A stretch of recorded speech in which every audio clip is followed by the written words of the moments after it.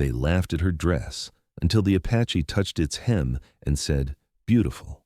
"Just get through the street," she whispered to herself as she stepped outside, because saying the word beautiful out loud would have felt like tempting something fragile.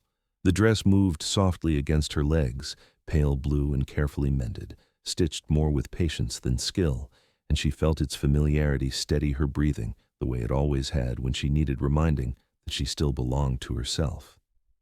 She had worn darker clothes before to avoid attention, had learned how color could invite judgment faster than words, but that morning she chose this dress anyway, not in defiance, just in quiet refusal to erase herself before leaving the house. The street met her first with looks instead of sound, eyes sliding downward, measuring fabric and fit as if they were facts that needed correcting, and she kept walking, focusing on the rhythm of her steps because stopping was how moments like this grew teeth. The laughter came late, a soft sound at first, careless and distant, and she almost convinced herself it wasn't meant for her until it followed, closer now, shaped into remarks about taste and pretense, about how a woman should know what suited her place. Heat rose behind her eyes, not from shame, but from exhaustion, because being watched this way always demanded energy she hadn't offered. She adjusted the basket in her arms and kept moving, reminding herself that the dress had survived more than opinions, that it had been worn during harder seasons than this one. A child pointed and whispered something that made his sister giggle, and their mother hushed them without correcting why, and that small omission hurt more than the laughter itself. The sheriff stood across the street, not laughing, not stopping it either, and she felt the familiar weight of permission settle over the crowd. She lowered her gaze, counting steps, the hem brushing her calves, grounding her in motion, and she did not notice the Apache until he stepped into her path's edge, close enough to change the space without blocking it. He did not look at the crowd first, and he did not look at her face either. His attention went to the dress, the careful stitching, the worn fabric held together by intent rather than ornament.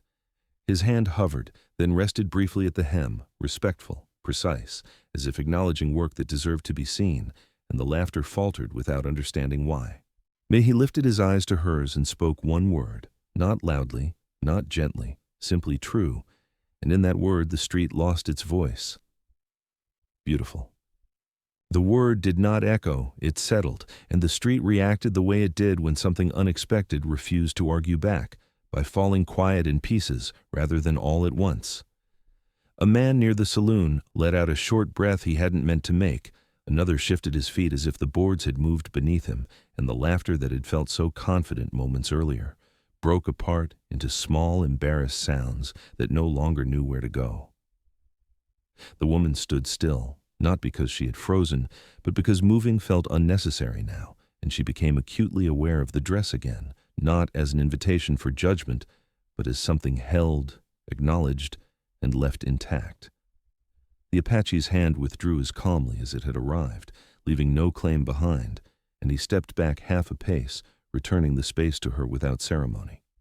Someone muttered that it was only cloth, trying to shrink the moment down to size, but the excuse landed flat, because everyone knew it had never been about the cloth at all. The sheriff cleared his throat, scanning faces as if searching for a reason to speak, then decided against it, because words now would have sounded like correction instead of authority. The woman lifted her basket again and resumed walking, her steps measured but steady, and she felt the eyes follow her, not with appetite, but with uncertainty, because the script they had rehearsed no longer applied. A child asked his father why the man had said that, and the father answered too quickly that it didn't matter, and the speed of the reply revealed exactly how much it did. The street adjusted around her in small ways, a shoulder turning aside, a path opening where none had existed, and she accepted these changes without looking for them, because dignity returned more easily when it was not chased. The Apache remained near his horse, watching not her but the crowd, attentive to the way silence traveled, to who filled it and who respected it, and he noted that no one laughed again, not even to test whether they could. The woman reached the corner and paused, feeling the moment stretch behind her, fragile and unresolved, and she understood that this was where it would either be reclaimed by habit or allowed to settle into memory.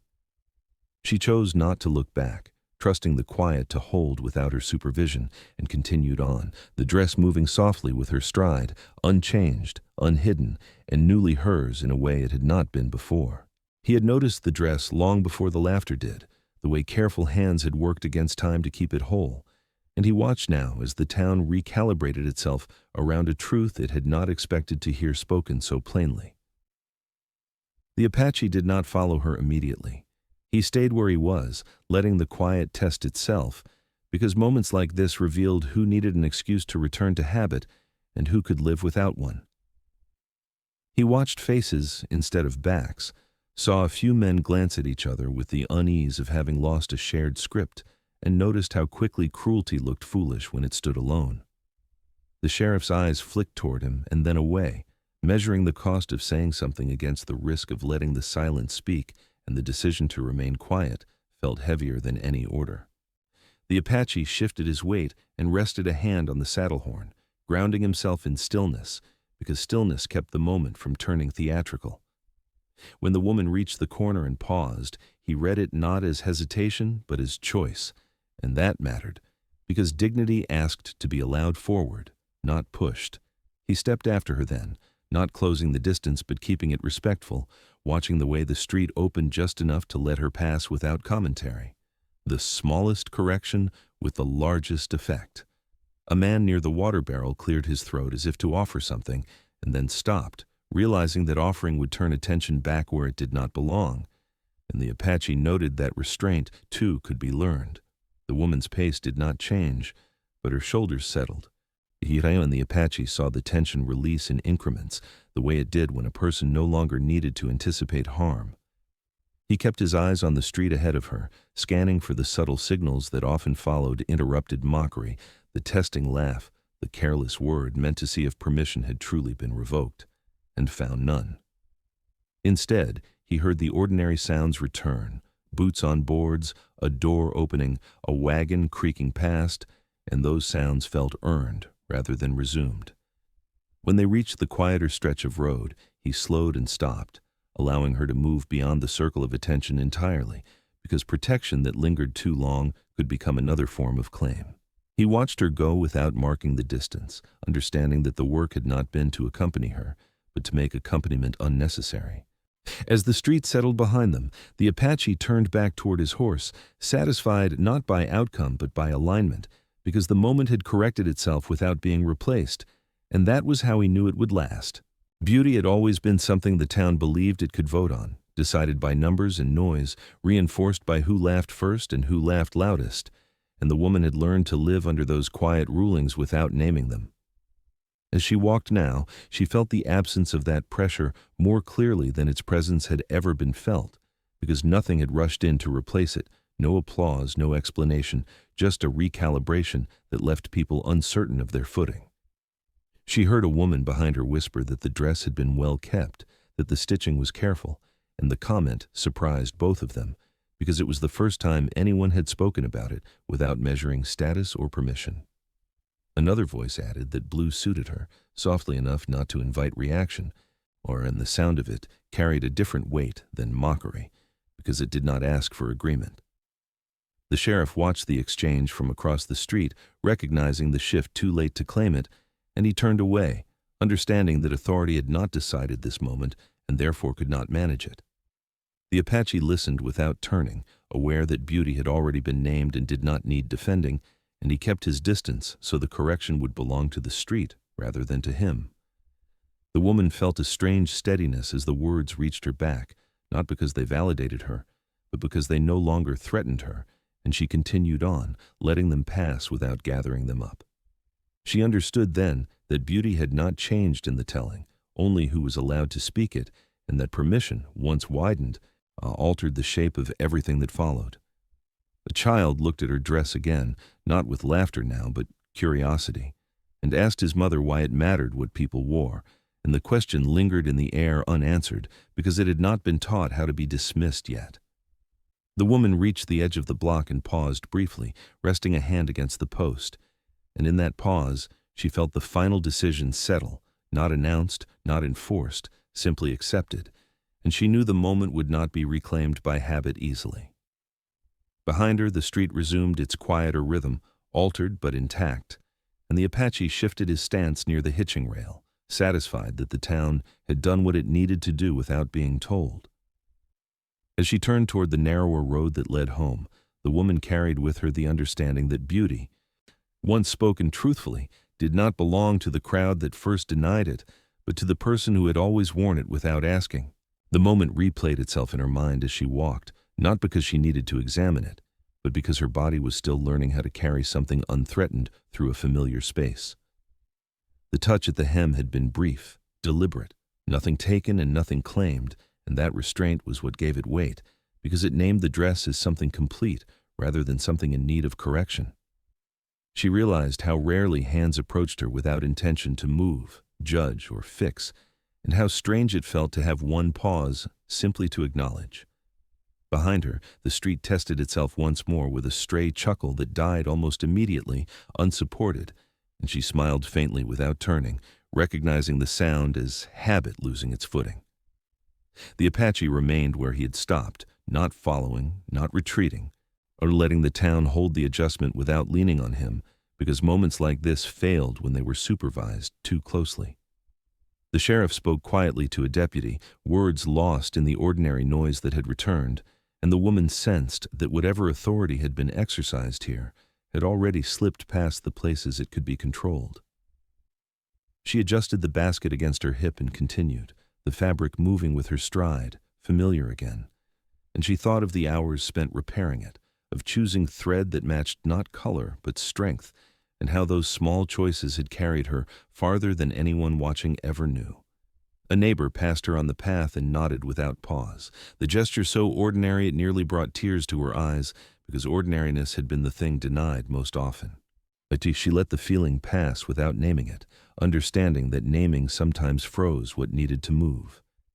At the end of the block, she stopped and looked down at the hem herself, seeing not ridicule or rescue there, but work, patience, and continuity, and that clarity felt earned.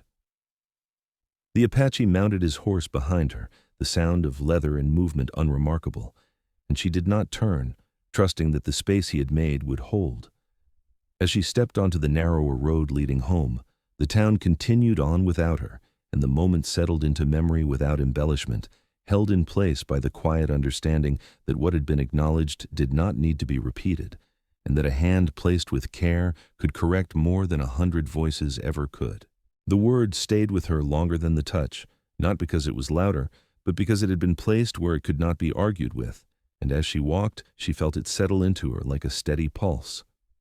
Beautiful had not asked for agreement, had not invited debate, and that finality changed the way the street breathed, forcing people to sit with a truth they could not dress up or dismiss. A man near the corner opened his mouth as if to joke again, then closed it, the sound dying before it formed, because repeating laughter now would have felt like a lie spoken aloud. The woman kept her pace even, not rushing the moment forward, not dragging it behind her, trusting that it would find its own weight if left alone. The Apache remained near the hitching rail, reins loose, eyes on the ordinary flow returning to the street, because endings that held did not need guarding.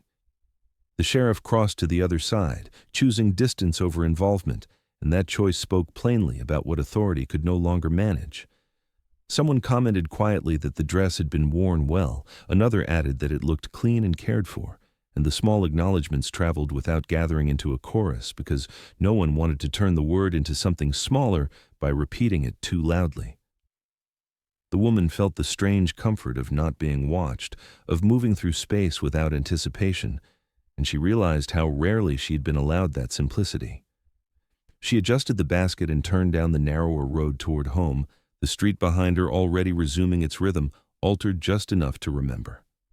A child ran past chasing a hoop, laughter light and unconnected to her, and the sound did not sting because it did not include her. The Apache mounted his horse and turned away, leaving without pause or glance back, understanding that the work of the word had been done where it was spoken, and that carrying it further would only weaken it. As the woman reached her gate, she paused and rested a hand on the latch, feeling the steadiness of her own breath, and she knew that the word had not changed her dress or her life in an instant, but it had ended something that had long believed itself permanent. She stepped inside and closed the gate gently, the street continuing on without commentary, and the word remained, quiet and intact, having done exactly what it was meant to do. Silence followed her down the narrower road, not empty or awkward, but deliberate, as if it had been given instructions and intended to follow them carefully. The woman felt it settle behind her like a boundary rather than a shadow, holding back the impulse to explain, to justify, to reopen what had already been set right. Behind her, the street adjusted in small, unannounced ways, voices lowering, laughter redirecting itself towards safer subjects, because the moment had taught the town something it did not know how to unlearn quickly. The Apache remained mounted near the edge of the square, watching the quiet take form, because silence, like sound, could either scatter or hold depending on how it was treated. A man who had laughed earlier shifted his stance and spoke to no one in particular about the weather, the change in topic abrupt and revealing, and the woman understood that avoidance was often the first step toward reflection. She reached the bend where the road dipped and paused, not from hesitation, but from awareness, sensing that the moment was closing without ceremony, and she allowed it to, trusting that completion did not require witnesses. The sheriff passed by at a distance, eyes forward, choosing not to acknowledge her or the space that had opened around her, and that restraint felt truer than any apology could have. The woman adjusted the basket in her arms and continued, the fabric of the dress moving easily now, no longer carrying the weight of anticipation, and she realized that silence had learned how to protect without suffocating. Behind her, the Apache guided his horse a few steps away from the square, not leaving yet, but signaling that the interruption had ended, and the town responded by resuming itself without trying to reclaim what had been lost. A child asked why everyone had gone quiet earlier, and the question lingered unanswered, because the language for it had not yet been taught, and that uncertainty felt like progress. The woman walked on, the space around her holding steady, and she felt the absence of judgment settle into something usable, something she could carry forward without fear of it being taken back. As she reached her gate and stepped inside, the silence behind her did not rush to fill itself, and she knew then that it had taken on a shape that would last, not as absence, but as restraint learned in public, held long enough to matter. She did not hurry once she passed through the gate, because nothing was chasing her anymore, and that realization softened the tight places in her chest that had learned to brace before her feet ever touched the street. Inside the small yard, the sounds of town faded into something distant and manageable, and she set the basket down carefully, as if placing it too roughly might break the calm she'd carried with her. The dress caught briefly on the latch as she turned, and she freed it gently, aware now of how attentively she moved, not out of fear but out of respect for herself. She sat on the low step and rested her hands in her lap, replaying the day not in sharp flashes but in steady sequence, noticing how little of it required explanation now that it was over. The laughter felt far away, unreal in the quiet of her yard, and the word that had stopped it remained clear and intact, not echoing, not fading, simply present. She thought of her mother, of learning to sew by lamplight, of being told that care showed even when kindness did not, and she understood that those lessons had carried her through more moments than she could count. A neighbor's chicken clucked somewhere beyond the fence, ordinary and grounding, and she smiled faintly, grateful for the small proofs that the world had continued without argument. She rose and went inside, hanging the dress carefully where it would not wrinkle, not to preserve it as something special, but because it deserved the same care she gave anything that served her well. The Apache did not cross her thoughts as a hero now, but as a presence that had passed through briefly and left the ground more level than it had been before, and that felt like the right measure of what had happened. She poured herself water and drank slowly, the ache of the day easing as evening settled in, and she felt no need to tell the story to anyone, because carrying it quietly felt like keeping it whole. When dusk crept into the yard and the first stars appeared, she sat again and listened to the softened sounds of town, confident they would not reach her the way they once had. What she carried home was not pride or relief, but steadiness, the kind that did not depend on who noticed or who spoke, and as she closed the door against the cooling air, she knew that whatever tomorrow brought, she would step into it wearing what she chose, unafraid of the street's opinion. Because it no longer owned the sound of her days. Morning came without commentary, and that absence felt intentional, as if the town had agreed, without meeting or notice, not to reopen what had already been corrected. The woman stepped back into the street later that day, wearing the same dress, not to test the silence, but because changing it would have meant letting the moment choose for her, and she had already chosen otherwise. People passed with ordinary greetings or none at all, and the lack of explanation felt like respect rather than avoidance, because no one asked her to forgive them and no one asked to be understood. The sheriff crossed the street when he saw her coming, not out of guilt but calculation, and the woman recognized the distance for what it was, a boundary placed where words would have complicated things. A shopkeeper held the door without flourish. A neighbor nodded without hesitation, and these small interactions stitched the day back together more effectively than apologies ever could have. The town did not name what had happened, because naming would have turned it into a story people could edit, and instead it remained a fact everyone carried quietly, altering how they moved without demanding agreement. She noticed how laughter traveled differently now, how it kept its distance, choosing safer paths, and she understood that restraint had become a habit rather than a performance. At the hitching rail, the space where the Apache's horse had stood was empty, and she felt no disappointment there, only the sense that absence was part of the correction, allowing the moment to belong to the street rather than to the one who had interrupted it. A child glanced at her dress and then away, curiosity unsharpened by cruelty, and the woman felt the steadiness settle deeper, because that glance carried no expectation. She moved through her errands without hurry, aware that nothing required defending, and when she returned home, she did so unburdened by the need to recount or justify. The town had chosen not to explain itself, and in that choice, it had allowed the day to continue without reopening harm, and the woman accepted the quiet contract for what it was, a fragile but workable understanding. As evening approached and the light softened, she realized that dignity did not always arrive with recognition. Sometimes it arrived with omission, with the collective decision to let a person exist without commentary, and that kind of respect, once learned, it was harder to undo than words ever were. The dress became something else without changing at all, and that was how the woman knew the day had settled properly, because objects only shifted meaning when people stopped pulling at them. She wore it again as weeks passed, not carefully and not defiantly, just as part of her days, and the street received it the way it received everything else that belonged, without pause or judgment. When she caught her reflection in the shop window, she saw not a symbol or a challenge, but herself moving forward, shoulders easy, steps measured, the fabric familiar against her skin, and that ordinariness felt like an earned gift. People spoke to her as they always had when they were at their best, about weather and errands and small news, and the dress moved through those conversations unnoticed, which told her more than praise ever could. And she remembered the moment at the hem, not as a rescue, but as a correction, a brief alignment that had allowed the street to remember what it already knew and had chosen to forget. The Apache did not return, and she did not expect him to, understanding that some presences were meant to pass through like weather, leaving the ground changed without leaving a mark that could be claimed.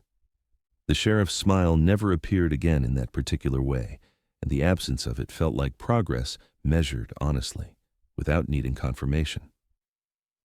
Children learned new games, laughter found new shapes, and when it rose, it did not reach for her, because habits had been interrupted long enough to be replaced. On a quiet afternoon, she folded the dress and set it aside, not to preserve it, but because it needed washing. And the simplicity of the reason made her pause, grateful that nothing heavier was attached to it anymore. She hung it to dry in the yard, watching the cloth move gently in the breeze, and thought of how many days it had carried her without complaint, how many choices had been stitched into it unseen.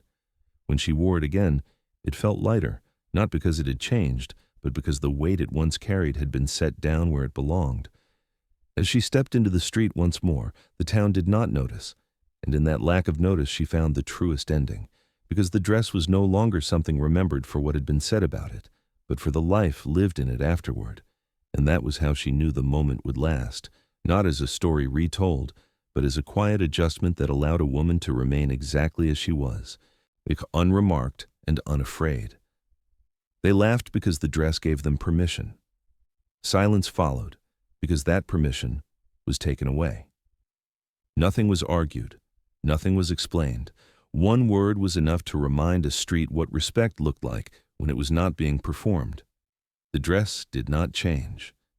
The woman did not change. What changed was what the town allowed itself to say. On the frontier, cruelty survives on noise, dignity survives on restraint.